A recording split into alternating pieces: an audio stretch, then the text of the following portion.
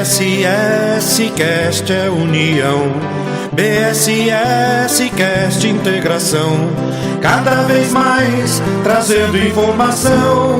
BSS Cast, BSS Cast. Saudações a todos os ouvintes, essa é mais uma edição do BSS Cast. Nosso e-mail é o podcastbss@gmail.com. Sou Cíntia Cavalcante. Eu sou Ertson Filho. Nossos convidados do Brasil aqui presentes temos Helena de Fátima, Patrícia, Marcelo e Márcia, do Centro Espírita Leon Denis, diretamente do Rio de Janeiro, Brasil. E Cláudio, do Instituto de Cultura Espírita do Brasil e Grupo Espírita Eurípides Bassanufo, também do Rio de Janeiro, no Brasil. Então, qual será o nosso tema de hoje? Bom, então, meu nome é Helena de Fátima, como já foi anunciado. Estamos mais uma vez aqui com os nossos corações profundamente agradecidos a Deus, a Jesus, ao nosso patrono Leon Denis, a esse grupo que já está se firmando, que estamos fazendo já uma união, né, como irmãos, com certeza nós temos esse sentimento. E nós vamos dar continuidade ao estudo do Livro dos Espíritos, porém a gente sabe que esse estudo vai ser Livro dos Espíritos, vai ser o Evangelho e o Memória de Suicida. Nesse mês de fevereiro, nós vamos estar estudando, para depois entrarmos com o Evangelho, nós vamos estar ainda dando continuidade ao Livro dos Espíritos, para agora no próximo, que vai ser em março, aí sim nós vamos fazer o Evangelho. Mas hoje nós vamos estar estudando a introdução, o capítulo 3 e 4 da introdução do Livro dos Espíritos, tá? Então nós vamos... temos o Conte, nosso querido Conte, Cláudio Conte, e o nosso querido Marcelo Hollenberg, a Patrícia, que está aí também, a Cíntia. Então nós vamos estar juntos refletindo em relação a essas questões tão necessárias para que a gente possa conhecer mesmo o Livro dos Espíritos com mais profundidade, com mais detalhes, né? A gente sabe que é necessário estudar o Livro dos Espíritos, ponto e vírgula, no sentido da gente estar refletindo mesmo essas questões. Então, eu vou pedir ao Cláudio para começar esse capítulo 3, para dar início, para nós dinamizar mesmo esse estudo, tá, Cláudio? Começa aí pra gente, por favor? Começo sim. Aonde que nós combinamos, né, para estar lembrando, de estar ressaltando os pontos principais e estar desenvolvendo isso, né? Começa aí pra gente, Cláudio, por favor. Começo sim. Olá a todos que estão ouvindo o nosso podcast. Sejam todos bem-vindos a mais esse estudo. Esperamos contribuir de alguma forma na divulgação do Espiritismo. Sejam todos bem-vindos. Mas como a Helena já falou, nós estamos estudando a introdução do Livro dos Espíritos. E no podcast anterior nós trabalhamos os itens 1 e 2 e hoje nós vamos trabalhar os itens 3 e 4. No item 3, para começar, Kardec começa a apresentar a novidade que constitui a doutrina espírita. Então, lá na época onde surgiu o Livro dos Espíritos, naquele momento, então ele coloca logo na introdução que toda essa doutrina que surgia era uma novidade. Porque no final das contas, muito se conhecia de fenômenos, né? Porque os fenômenos não começaram na codificação propriamente dita, mas a codificação que começou a estudar de uma forma organizada esses fenômenos. Então os fenômenos já eram conhecidos, mas ninguém estudava assim de uma forma séria, ninguém tentava organizar um corpo doutrinário que fosse explicar de alguma forma como esses fenômenos aconteciam. E, obviamente, como é uma doutrina nova que surgia, ela estava, e muito, a gente pode dizer que muito ainda está, na fronteira do conhecimento. Porque apesar de todo o avanço desse período, a doutrina ainda traz um cabedal de informação tão grande que ela ainda continua e por muito tempo permanecerá na fronteira do conhecimento. Isso significa o quê? Que uma parte se conhece e uma parte ainda não se conhece. Muitas teorias, mas ainda tem muita coisa para ser descoberta. E aí, obviamente, ele começa dizendo que, como é uma doutrina nova na fronteira do conhecimento, existiam e ainda existe os adeptos e os contraditores da doutrina que surgia. Então, nesse item 3 e no item 4, Kardec aborda exatamente essa questão dos adeptos e dos contraditores. Tá bom assim? E aí, tá ótimo. Marcelo, ainda desse item 3. Bom, queridos amigos, é sempre um grande prazer nós estarmos uma vez mais reunidos nesse podcast, tratando de levar um sentimento, uma percepção, interagindo em torno dessa doutrina tão significativa, tão importante para cada um de nós. E, como bem disse nosso querido Cláudio na sua abordagem, na introdução do Livro dos Espíritos, nas partes 3ª e 4ª, né, nós temos claramente a ideia de Kardec sendo apoiada em toda a observação e todo o cuidado, levando em consideração que tanto os adeptos como os seus opositores, eles têm pontos de opiniões, né? Mas nesses pontos que a gente gostaria de trazer alguns, Kardec deixa muito claro que não há, em momento algum, a pretensão de convencimento. Eu sempre procuro olhar para o contexto da doutrina quando nós avaliamos ela como um todo, e o grande poder de convencimento que a doutrina teve no meu coração foi justamente de me trazer situações e leis claras contidas na natureza. E, obviamente, a observação da natureza faz com que nós possamos ter um olhar mais aguçado em torno das coisas.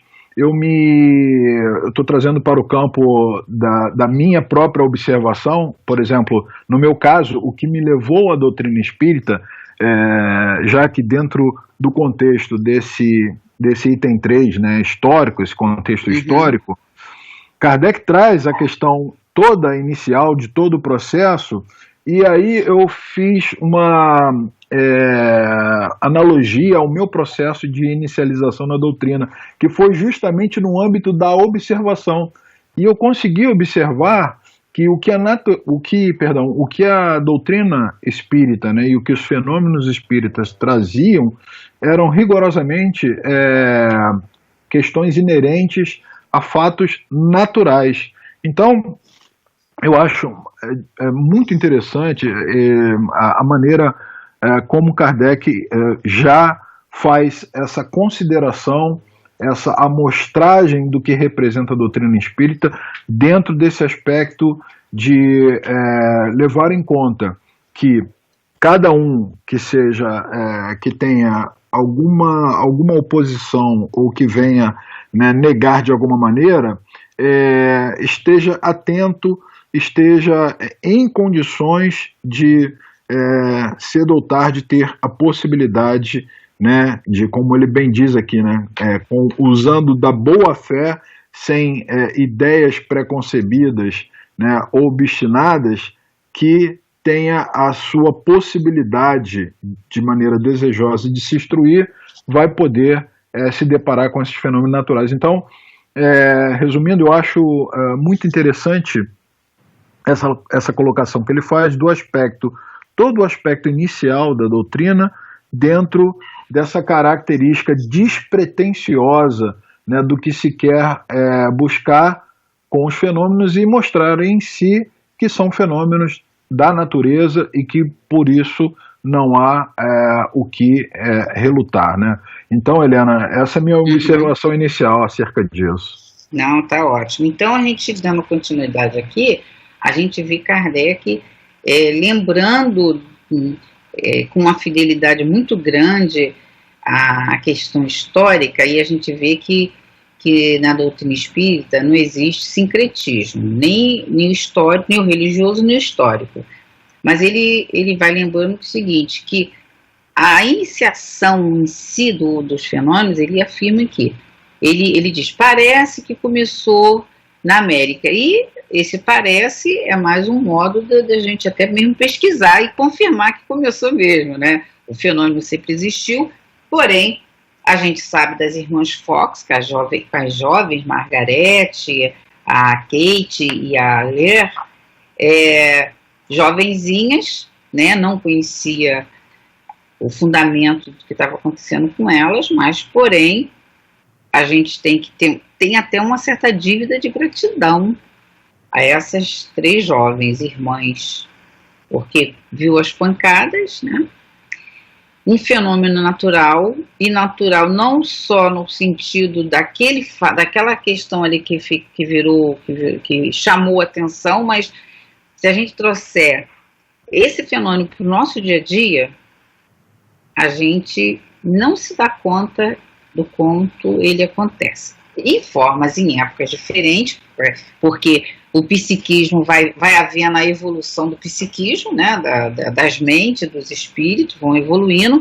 Então, o mesmo fenômeno que antes se apresentava de uma forma, a gente já começa a se comportar e se interagir com ele de forma diferente, que é o que acontece hoje em dia, depois a gente vê isso. Mas Kardec aqui voltando, ele vem trazendo essa lembrança para a gente, é bom a gente estar colocando isso, que foi mesmo na Europa mesmo, não só as irmãs Fox, mas nós temos um personagem muito importante, que é o Jonathan Cruz, americano.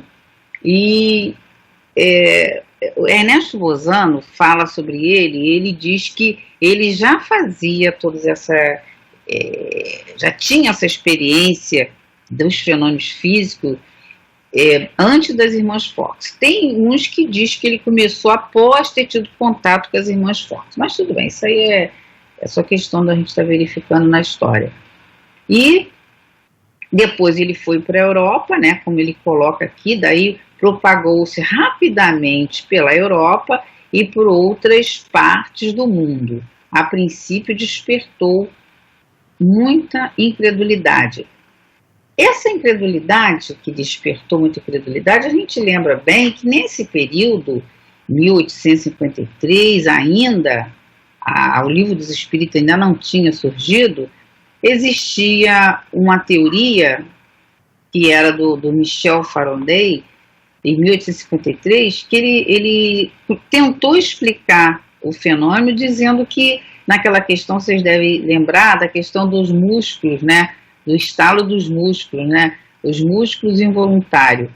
Porém, depois, isso caiu por terra, porque não era possível todos os fenômenos ser por conta dos músculos mesmo. Ele criou um termo, ideomotor, que seria através da musculatura do médio, principalmente do joelho, que seria o responsável por toda aqueles movimentos movimentos de objetos e movimentos de objetos com perguntas e respostas, como depois isso tudo veio desenvolvendo.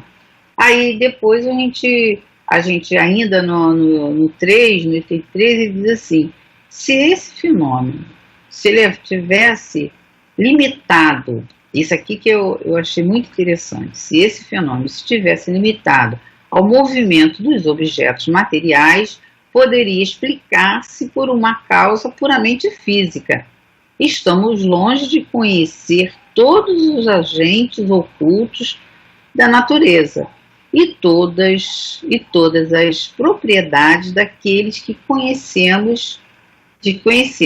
Aí, na época, ele bota assim, a eletricidade, né? Na época já se conhecia a eletricidade, isso aí A gente sabe disso, não se tinha os efeitos como a lâmpada, isso não. Mas já se sabia que o eletromagnetismo poderia realmente fazer movimento de objetos. Mas Kardec foi muito além disso, por causa que ele percebeu as questões que estavam ali, das questões inteligentes em si, não do movimento propriamente dito, né? Quando ele fala, se as mesas tiverem músculos e nervos para sentir, para pensar, aí sim, aí pode dizer, mas se não foi isso, foi quando ele começou a observar que muito além existia uma questão inteligente por trás dos movimentos. E aí, para eu não me alongar e depois eu vou voltar, eu vou pedir o Conte, porque ainda nesse capítulo 3, vem citando, Kardec fala aqui, da questão do Galvani, né? Ele diz, aí ele vem, eu vou pedir para o Cláudio falar sobre isso, em relação a essa ideia que Kardec vem trazendo, da limitação de certos observadores. Tá? Fala para a gente sobre isso, Conte. Falo sim, Helena. Essa questão é bastante interessante, quer dizer, tudo hoje é muito interessante, né? Porque o conhecimento está tendo uma reviravolta muito grande. Isso. Então, hoje em dia, muita coisa que se tinha como certa, já não se tem mais tanta certeza do que realmente seja, né? Então, eu vou voltar ali no Galvani, mas só para a gente ter uma ideia, a gravidade era tida como uma força de atração. E aí, lá com a teoria da relatividade de Einstein, já se sabe que aquilo não é uma força, é uma deformação do espaço-tempo.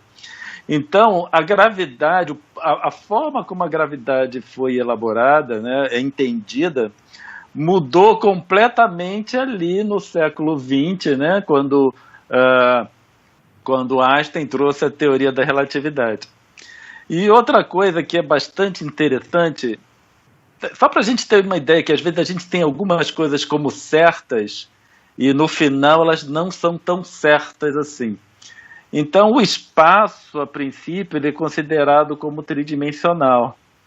Tem altura, largura e comprimento.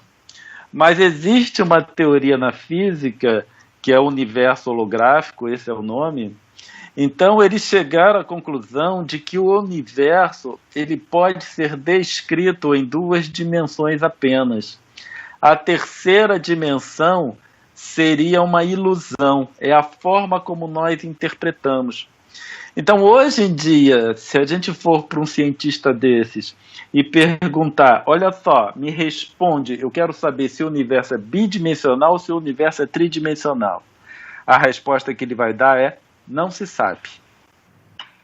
Nós temos a percepção do universo tridimensional, mas ele não necessariamente vai ser tridimensional. Ele pode ser bidimensional, porque matematicamente se descreve o universo em 2 dimensões apenas. Então, o que a gente vê, é o que a gente estava falando ainda agora na fronteira do conhecimento. Quando nós adentramos na fronteira do conhecimento, a forma de avaliação dos fenômenos, a forma de avaliação da nossa vida, ele começa a mudar o prisma, né? A gente começa a enxergar de forma diferente.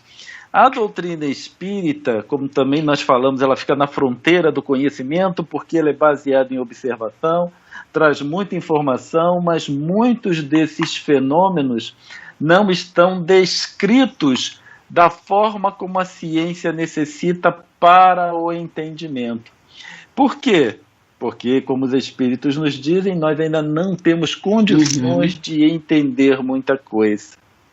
Então, com Galvani, Kardec traz esse exemplo, porque a rã é muito interessante, e é interessante também porque eu conheço essa história da rã, porque minha mãe, quando era jovem, ela dizia, né, que ela comia muita rã. Então, quando chovia, os irmãos dela saíam para pegar rã, levava para casa e ela, com as irmãs, limpavam as rãs para cozinharem.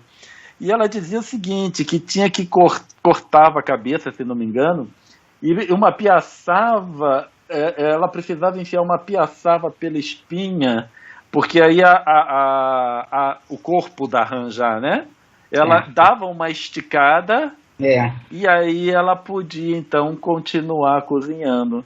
Uhum. Então, o que ele vem falar dessa dança das rãs é exatamente nesse momento em que a rã morre e aquele corpo ainda mantém um determinado movimento. Um semelhante a isso é a lagartixa. A lagartixa, no momento de perigo, por exemplo, ela solta o rabo. E essa cauda, ela continua ainda em movimento, mesmo separada do corpo da lagartixa em si.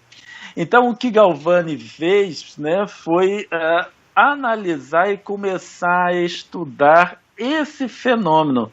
Então, ele foi um dos primeiros que estudou a questão da bioeletricidade. Né? Que até hoje ainda se estuda, né? Até hoje ainda não se... quer dizer, até hoje vai se estudar sempre, mas ainda tem muito que descobrir sobre a bioeletricidade, né? Essas coisas ainda tem muita coisa para se estudar. E aí o que acontece? Na época de Kardec, em que a eletricidade e o magnetismo, quando a gente fala magnetismo, é o magnetismo do ímã mesmo, é o fenômeno magnético animal, magnetismo mineral. O da física mesmo, né? Porque os campos também, você tem campos magnéticos. Mas esses fenômenos, eles estavam começando. Então, tudo o que não se sabia se acreditava como um fenômeno elétrico ou magnético. Então, tudo que não se sabia, se dizia, isso deve ser um fenômeno elétrico, isso deve ser um fenômeno magnético. Era a cata do fenômeno elétrico magnético. Tanto é que o magnetismo animal é um termo decorrente disso. Porque como não se sabia o que era e o magnetismo estava muito em voga, então aí eles colocaram o título de magnetismo ou magnetismo animal. A doutrina espírita, ela já vem trazer o termo que na verdade é fluido, né? É médium doador de fluido. Sim. E isso causa, às vezes, né, para o físico, a pessoa da ciência, ela causa um pouco de dificuldade. Muitas vezes você escuta na casa espírita que vai magnetizar a água. Então, nós precisamos muitas vezes perceber que esses conhecimentos que estão na fronteira do conhecimento, essa informação na fronteira do conhecimento, vai sendo aprimorada ao longo do tempo. As teorias que nós vamos elaborando, que a humanidade vai elaborando, com esse avanço, aí vai dando um corpo de ideia bem mais definido. Mas para isso, obviamente, são necessários esses homens de ciência para estudar os fenômenos e desenvolver as teorias pertinentes. Helena, você complementa? Isso, e pegando isso que você está falando, aí a gente volta aqui ainda na questão do Galvani, onde Kardec vem colocando aqui para a gente, ora, os homens superiores são algumas vezes tão pueris que nada haveria de impossível em que alguns espíritos de elite tenham acreditado estar abaixo deles, se ocupar com que se convencionar a chamar de a dança das mesas. É até provável que, se o fenômeno observado por Galvani ou tivesse sido por homens comuns e tivesse permanecido caracterizado por um nome grotesco, ele estaria ainda relegado junto com a varinha mágica. Esse ponto que eu estou querendo fazer que começa na questão simples. Você pode ver que tudo no universo é assim, até a própria doutrina espírita, ela começa no elemento simples para depois ir se desenvolvendo, ir acrescentando e ir evoluindo para o mais complexo. tudo começa no simples.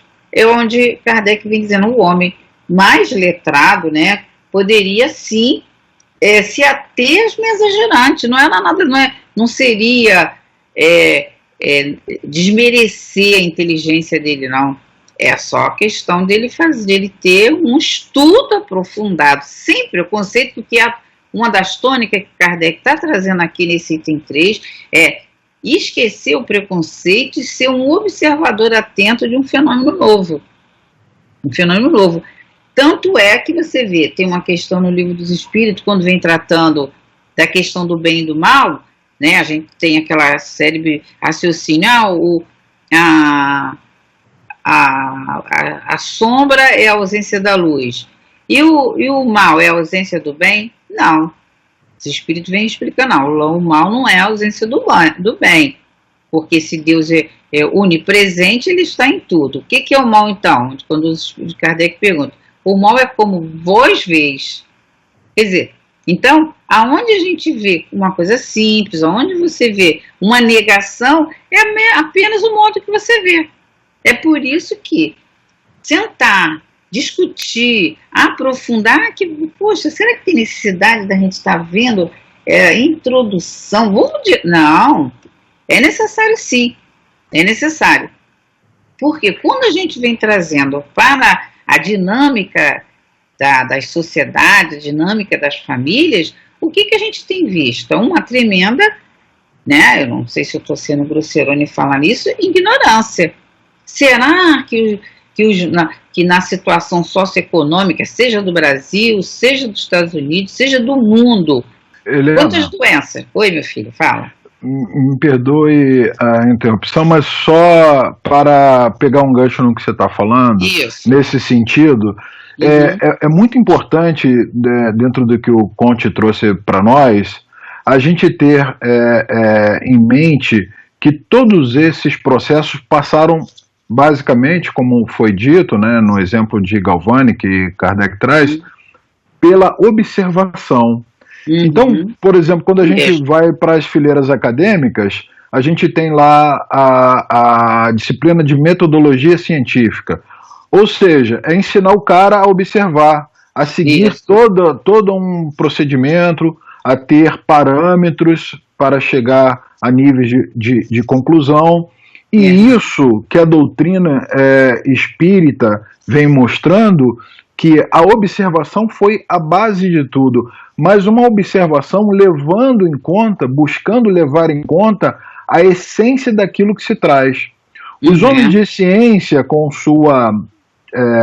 toda a sua notoriedade, com todos os seus títulos, né, muitos com méritos, à custa de muito estudo, de muita dedicação, mas observam uma parte.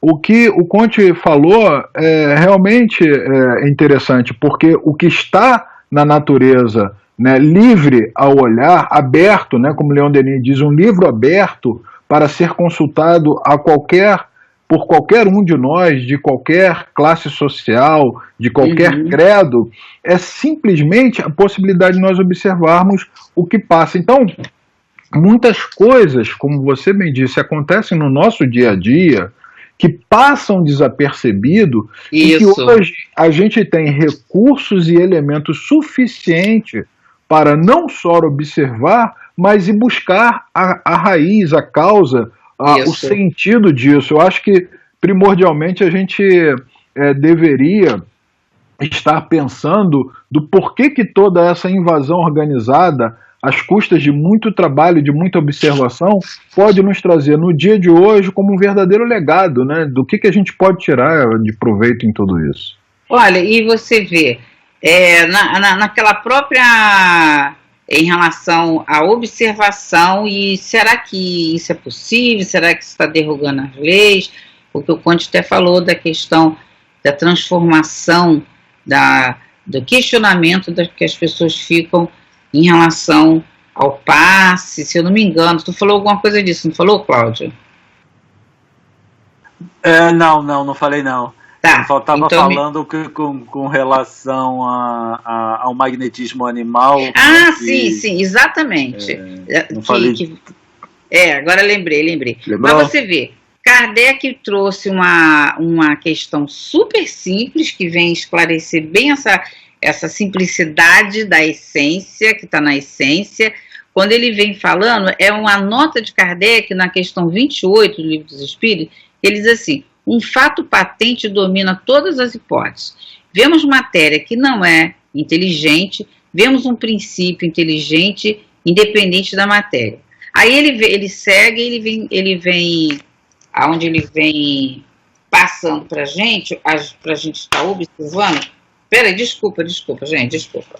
É na questão 34, desculpa, aonde ele vem falando para a gente observar, né? Como uma matéria que é a água, que contém H2O, se você acrescentar mais uma de oxigênio, você tem uma outra matéria corrosiva. Vira peróxido. Exatamente, isso aí você sabe bem. Mas isso aí é só para a gente observar o seguinte, ainda nessa questão dos fenômenos físicos e essa invasão organizada que veio de uma forma simples que Kardec vem falando na Obras Póstumas, que foi apenas uma isca, porque o que estava por trás era a essência, que é essa que a gente tem que ter, que a gente tem que estar atento, e tem que estar tendo hoje, aqui e agora, para a gente poder realmente aprender a ter um autocontrole disso. Então, quando aquele Masai Emoto veio fazer aquela experiência com as águas, todo mundo sabe, é só botar na internet que a gente vê aquilo, mas é para a gente estar refletindo, né? Então ele provou que um grupo fez 8 anos de pesquisa no mundo todo, ele teve até no Brasil, em São Paulo, não sei se você sabe isso, Marcelo, e ele veio provando que um grupo de pessoas que estava ali pensando no bem, emitindo uma irradiação de uma matéria salutar, aquela cristal das águas se comportou, se organizou de uma forma. Aquele outro grupo emitindo fótons mentais, inoculando aquela água com outro tipo de substância. Então ele vem provando que verdadeiramente nós podemos influenciar nisso tudo. E que há uma transformação da matéria. E por isso que quando Kardec vem perguntando aos espíritos em relação lá à questão da ponderabilidade da matéria, eu nem sei, eu nem me lembro direito, deixa eu só ver aqui. Não, é a 29. A ponderabilidade é um atributo essencial da matéria. Lembra dessa questão, Marcelo? Sim, lembro sim. Lembra? Aí ele diz assim: da matéria como a entendeis, sim. Não, porém, da matéria considerada como fluido universal. A matéria etérea e sutil que forma esse fluido é imponderável para vós, mas nem por isso deixa de ser o princípio da vossa matéria pesada. E aí, Conte? Que questão é essa, hein? Olha só, essa questão a gente vai entender direitinho, né? Porque... Não vão aprofundar lá não, só a gente está passando para aqui.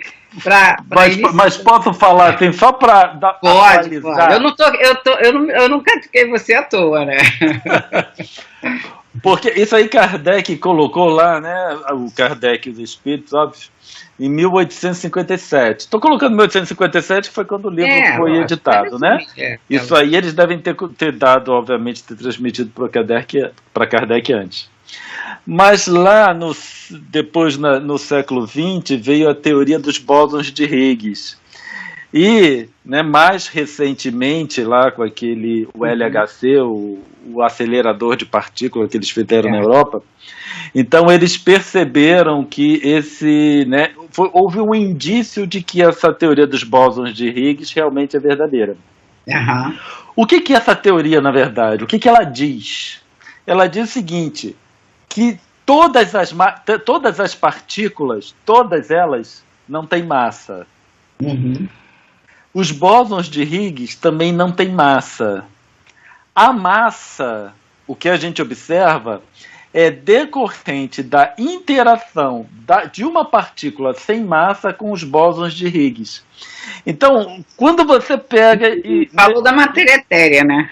Pois é, quando você pega e diz o seguinte, olha só, a minha sensação de massa, ou a minha percepção de massa, é decorrente da interação de partículas que não têm massa, certo? Isso é o conceito hoje, né?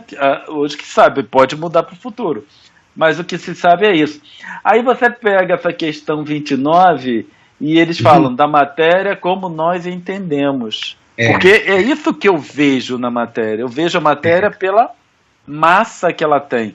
Então, no final, é interação com interação. Eu interajo com a matéria através da massa que ela tem. E a massa é decorrente da interação de partículas sem massa. Né? Então, essa questão do Livro dos Espíritos, ela estava assim muito à frente do tempo em que ele foi trazido, né? Isso mesmo, né, Marcelo? Eu Cíntia, fala aí, desculpa. Não, depois que o Marcelo falar, eu tenho uma pergunta. Tá, beleza. Fala aí, Marcelo, para passar para a Cíntia. Ok, isso a gente está falando dentro do contexto físico, né, material propriamente dito.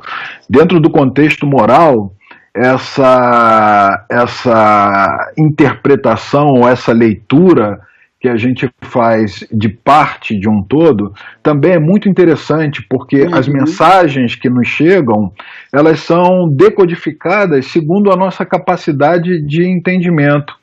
E a gente olha ela parcialmente, a gente não consegue ver a profundidade que ela traz. E aí, Helena, me veio agora na cabeça, você e o Cláudio falando, me veio na cabeça, por exemplo, sábado à noite, um exercício que eu gostava de fazer muito no Leon Denis era ficar vendo o pessoal sair depois da reunião pública das 7. E corria todo mundo desarvorado para pegar lá o seu receituário, né? Que no Denis tem o receituário espírita, né? Que as pessoas chegam antes da reunião, com meia hora até 15 minutos antes, escrevem lá o seu problema, né, o seu dilema, sua ansiedade, enfim, uma notícia de um desencarnado, e ela fica ansiosa, esperando, né, passa a reunião toda e acaba, ela vai lá pegar. E aí era muito interessante, as pessoas vinham com o receituário na mão, com a resposta, e muitas das vezes eu ficava com um crachá lá de médio pertinho, só esperando feedback, só para ver o que cada um traria na sua essência, não fazendo fofoca, né, para ficar sabendo da vida dos outros, mas a reação. E era muito interessante, porque a gente escutava assim, não, mas isso aqui não é para mim, isso aqui está errado. Essa resposta não era o que eu queria, o que eu esperava. E isso me faz remontar exatamente o aspecto da observação científica, que nós notamos. Por exemplo, o Cláudio trouxe essa questão da física quântica, né, da partícula, da bússola, da partícula de Deus, né, do bóson de Higgs, e é isso, né, as mensagens chegam e a gente fica na interpretação de que, bom, isso não é bem assim, né, então o que é isso? Não, isso não é o que eu penso, isso não é o que eu acho. E Kardec, nessa parte inicial, ele fala um pouco do comprometimento que o observador coloca no aspecto metodológico e investigador, porque ele coloca o seu critério, o seu julgamento na frente das coisas. Ele não permite com que todos os aspectos possam ser sentidos, extraídos, porque eu tenho pré-estabelecido em mim uma série de valores, uma série de coisas, para a gente não ser tão pejorativo e ser tão, digamos assim, cruel, né, para falar do orgulho, mas ele coloca um pouco disso, né, porque muita coisa... Marcelo, pois não. Isso que você está falando, e já passo a palavra para você, Cíntia, isso que você está falando é justamente a grande tônica de Jesus. Em primeiro lugar, procure o reino dos céus e o resto, e será dado, que é essa luta que a humanidade está para alcançar isso, porque senão a gente fica se debatendo. Procura, como Sócrates já falava, 3.400 anos antes de Cristo. Eu vejo a população procurando os templos, né, o chamado o templo do Deus desconhecido. Para quê? Para se consultar com as pitonisas. Para quê? Para ver se vai casar, se não vai. Então, sempre que as questões do mundo normal primitivo, como está no início do Livro dos Espíritos, não. Do mundo segundo, que é o mundo material. E nós ainda estamos nos debatendo ainda hoje em relação a isso. Você vê, qualquer situação que tira você da sua zona de conforto, o que causa? A gente está vendo ainda, voltando, já volto para você, vou passar para a Cíntia. Voltando ainda na questão sociopolítico, pedagógico, emocional, psicológico, tudo junto. Do mundo, né? Aí do americano e do brasileiro americano aí também, do brasileiro, enfim, aqui no Brasil e na Europa, é justamente essa. Em vez de confiar que não vai, com certeza um ser inteligente que somos nós vai poder destruir a obra da inteligência suprema do universo. Então, nessa ignorância, o que gera? Gera as somatizações das doenças, que é um efeito físico, da inteligência dele gerando, adoecendo as células. Bom, aí você fecha aí pra gente, que a Cíntia quer fazer uma pergunta, Marcelo. Desculpa interromper aí, tá? Não, de forma alguma. Eu já passo de imediato a palavra para a Cíntia, porque ela tem todo o crédito. Imagina, eu quero dizer para vocês que eu tô tão sintonizada com vocês que eu, na verdade, já quis fazer algumas perguntas, umas 3, e vocês respondem as perguntas. E eu acho que vocês já responderam mais essa que eu vou fazer. Não, mas vai sério, mas vocês já responderam lindamente, mas eu vou fazer do mesmo jeito e aí vocês podem adicionar alguma coisa. E, com certeza, vocês acabaram de falar sobre isso, vocês estavam falando do observador, e eu vou entrar nisso.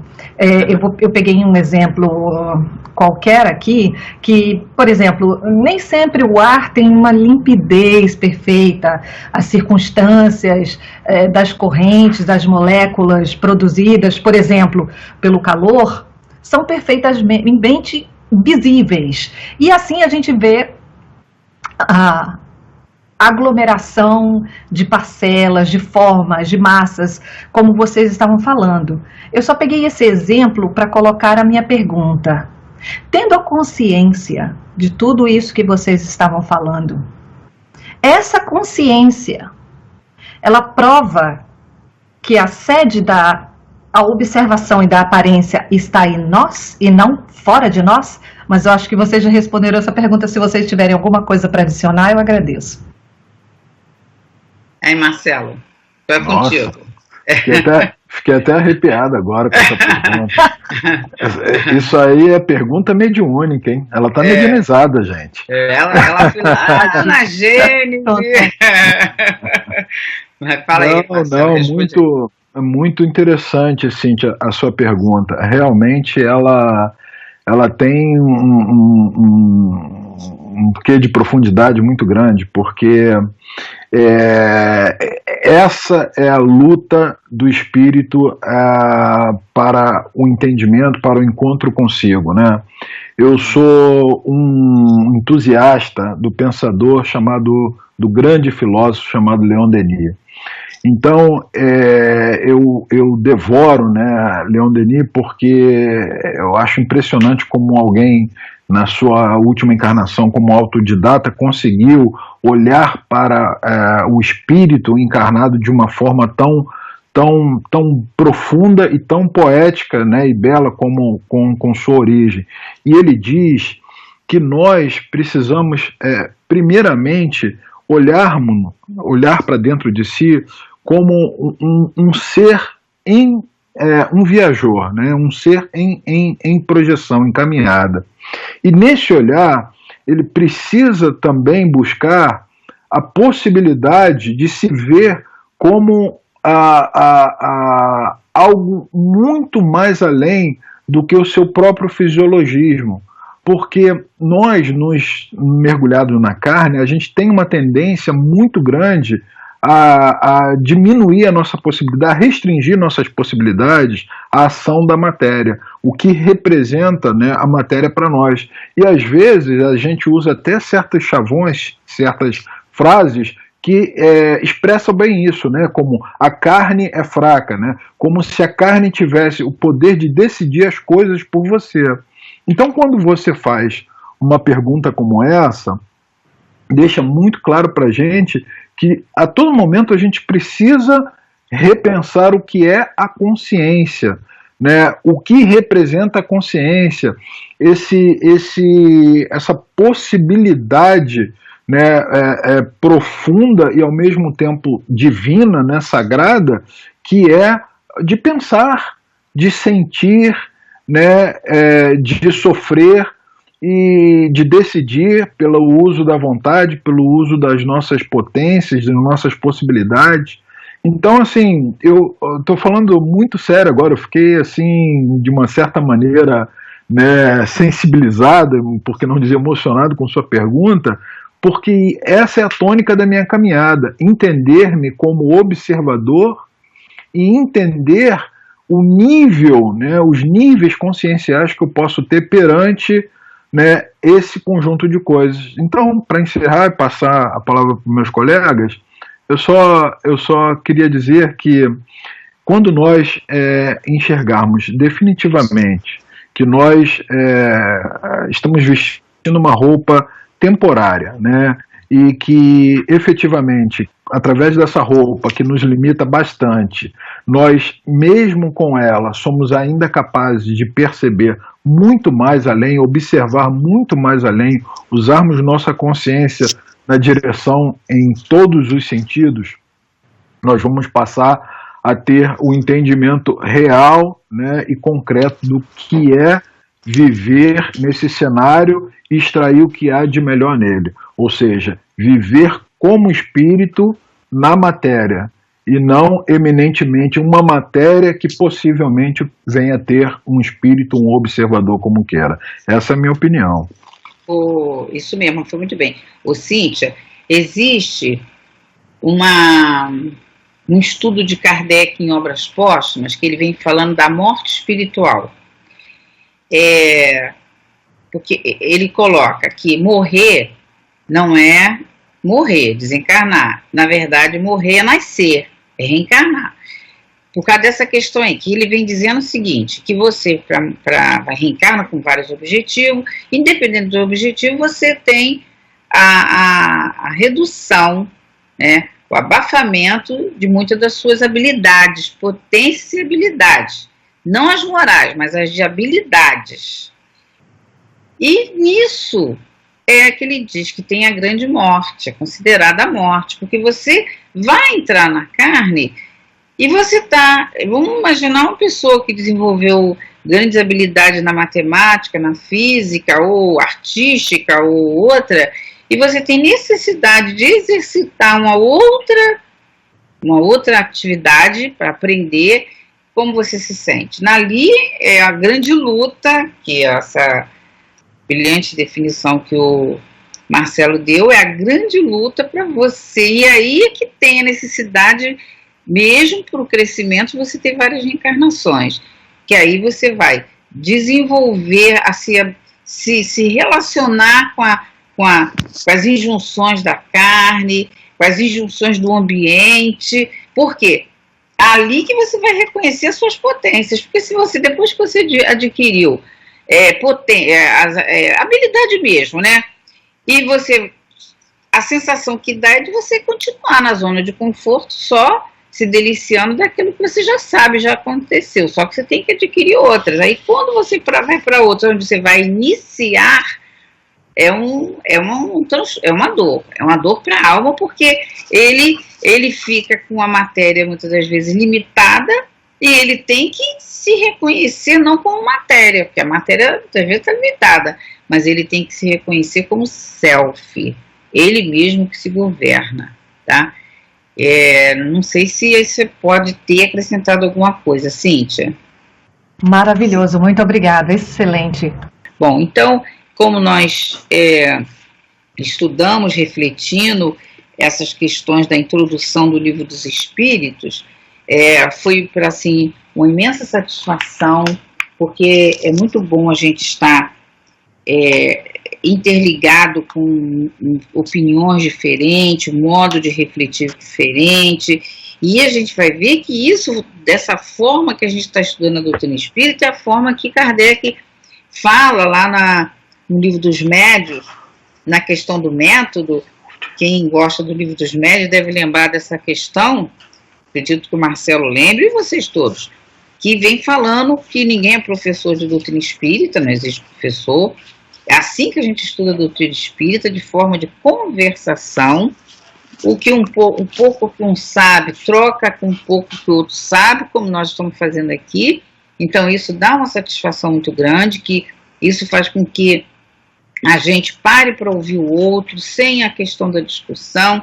E outra coisa também, a gente vê que esse projeto divino, que é um projeto divino, ele está interligado, como teve interligado muitos outros espíritos. Olha, a gente tem João Russo no século XV, que eram ideias interligadas com Comênios no século XVII, que tinha ideias interligadas com Jean-Jacques Rousseau no século XVII também, depois Pestalozzi, depois Rivail. Aí a coisa vem culminar lá com morrendo Rivail e nascendo Kardec, a verdade é essa. E isso é o que a gente está fazendo aqui, é o que nós aprendemos com esses nossos mestres. Jean-Jacques Rousseau, Jean Rus, Comênios, Rivail, Pestalozzi, de conversar, estudar, refletir, para a gente poder fazer a maior caridade que existe, como diz Kardec, que é qual? A divulgação da doutrina espírita. Então nós vamos ficando com esse grupo de estudo, a gente vai ficando com a nossa consciência tranquila, de aproveitarmos o tempo que nos foi ofertado, para podermos estar deixando assim os nossos amigos e irmãos aí dos Estados Unidos, os nossos irmãos também do Brasil, essa necessidade de nós estudarmos a doutrina espírita, aprofundarmos os estudos da doutrina espírita da forma que cada um pode, cada vez nós estudando, pesquisando mais, para que ela possa sair de forma mais límpida possível, mais na sua essência, da forma que Kardec fez, pegando de mesas girantes, pegando lá da família Baudin, que já existia 57 cadernos com as irmãs Baudin, e dali ele revisando, ele reestruturando tudo aquilo e surgindo aqui para a gente a Era do Espírito, que foi quando foi lançado o Livro dos Espíritos. A partir dali surge a Era do Espírito. Então, deixo aqui o meu sentimento, esse sentimento de profunda gratidão por essas oportunidades tantas que têm surgido, e que dentro da medida do possível nós vamos fazer um esforço para estarmos não fugindo, não deixando essa oportunidade passar, estarmos juntos conversando sobre a doutrina espírita. Passa aí para você, Cláudio, para depois eu passar para o Marcelo.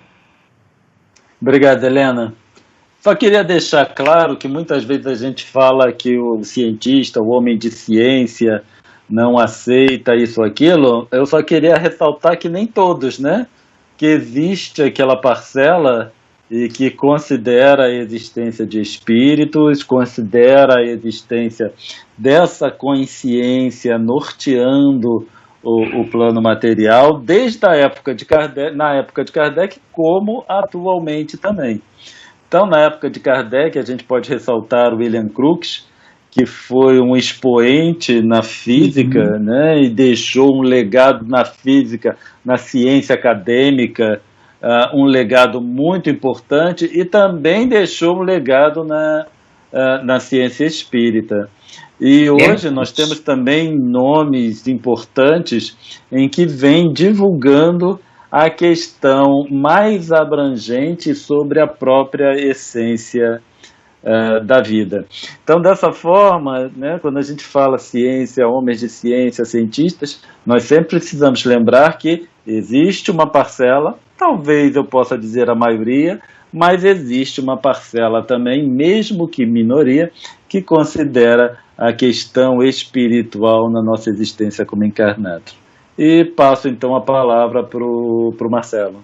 Um abraço a todos. A gente, levando em consideração de uma maneira mais conclusiva, né, devido ao nosso tempo, é que Kardec nos coloca frente a frente com a possibilidade da compreensão daquilo que nos é mais valioso na nossa caminhada, que é a nossa capacidade de analisar, de estar diante de fatos de extrema relevância, né, fatos de extrema contundência, e nos ensina com tudo isso a não viver de uma maneira superficial, sermos capazes de usar todo o nosso potencial avaliativo, conclusivo, e com os recursos que a espiritualidade nos trouxe e continua a nos trazer em cada trabalho que a gente faz, em cada atividade mediúnica, em cada estudo, em cada oportunidade de um seminário, de um congresso, de uma mesa como essa, com amigos fraternos, da gente estar sempre levando em consideração que o nosso objetivo maior é estudar as leis de Deus, compreendê-las, trazê-las para o íntimo, o canto íntimo, né, o quarto do nosso coração, no nosso sentimento, e colocarmos de maneira efetiva, de maneira prática na nossa vida de relação, porque o processo da construção ele começa a partir do entendimento de quem somos nós, e depois, pela quebra de paradigmas, pela quebra de posturas e hábitos que milenarmente foram instituídos em nós, pelo nosso psiquismo de repetitividade, e de maneira humilde sermos capazes de dar mãos a essa espiritualidade querida e fazermos nosso dia se tornar cada vez melhor. Essa é a grande lição que eu consigo extrair dessa belíssima mensagem que Kardec nos passa nas lições de hoje. Forte abraço. Nós gostaríamos de agradecer a participação dos nossos convidados, uma palavrinha da Helena de Fátima, do Cláudio e do Marcelo para a nossa finalização de hoje. Bom, a minha palavra final é a gratidão. É o sentimento que eu estou, é o sentimento que eu fico quando vai chegando o dia, vai chegando a hora, essa sensação que eu fico, eu pensava que fosse da preocupação com a máquina em si, do computador não funcionar, do Skype não entrar, mas não é não, é a emoção e é a sintonia que a gente fica com o nosso benfeitor, né? O nosso patrono é Leon Denis. Leon Denis diz que todas as vezes que nós entrarmos, lermos um autor, pensarmos no autor, esse autor estaria em contato conosco. Então, com certeza, esses espíritos bondosos estão aqui nos intuindo, nos envolvendo para que esse trabalho possa ter frutos, possa chegar ao coração como um consolo aos nossos irmãos. Então, fica aqui o meu agradecimento. Muita paz para todos nós. Também gostaria de ressaltar que é uma satisfação muito grande falar de doutrina espírita, né? Quando nós somos chamados a falar sobre essa doutrina que tanto nos ajuda a compreender a nossa existência, é sempre muito gratificante. E, obviamente, que gratidão, como a Helena falou, é a palavra que vem na nossa mente, né? Gratidão pela oportunidade do trabalho, gratidão por essa doutrina estar disponibilizada para nós estudarmos.